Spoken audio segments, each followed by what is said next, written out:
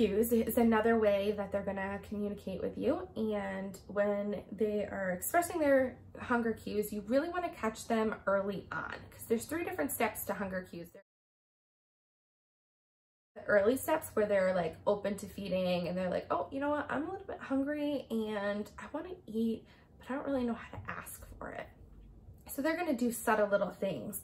And at that point, you may notice that they're kind of like smacking their lips and sticking their tongue out and kind of opening and closing their mouth, or rubbing their face, and they're kind of like,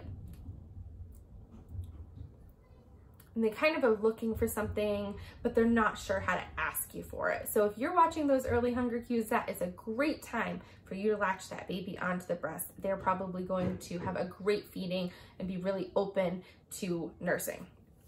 So then you're gonna get into the I wanna eat now stage.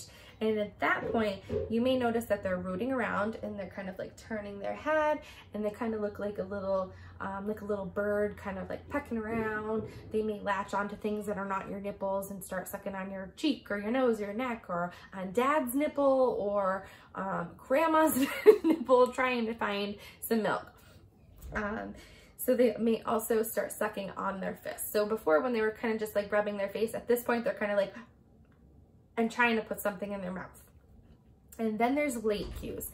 And late cues are when they are hangry and you've missed the other cues. So at that point, they're hungry, they're past hungry, they're overwhelmed, they don't know what to do. And sometimes at that point, they really shut down and then they don't feed, because they're so worked up that they can't concentrate on the task of feeding. So when you're tired and you're hungry, and you don't know what to do, you kind of just shut down and try to recenter yourself. So late cues would be crying. So if your baby is crying and really fussy and you can't calm them down and you're trying to latch them on, and they're just frustrated and can't latch because they can't think straight, put them on your chest, soothe them down, try to get them to relax, and then try again, because you want breastfeeding and breast time to be positive time, happy time.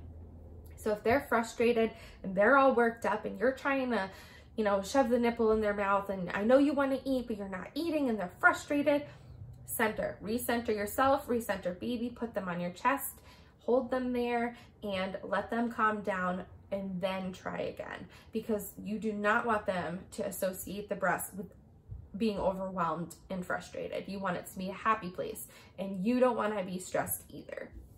And if you're still feeling really stressed at that point, it's okay to put your baby down for a couple minutes and recenter yourself, because it can get overwhelming. And that doesn't matter how you feed your baby, whether it's formula feeding, whether it's breastfeeding, it doesn't matter how you feed your baby.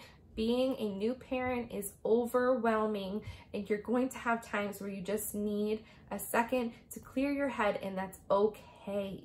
It's okay.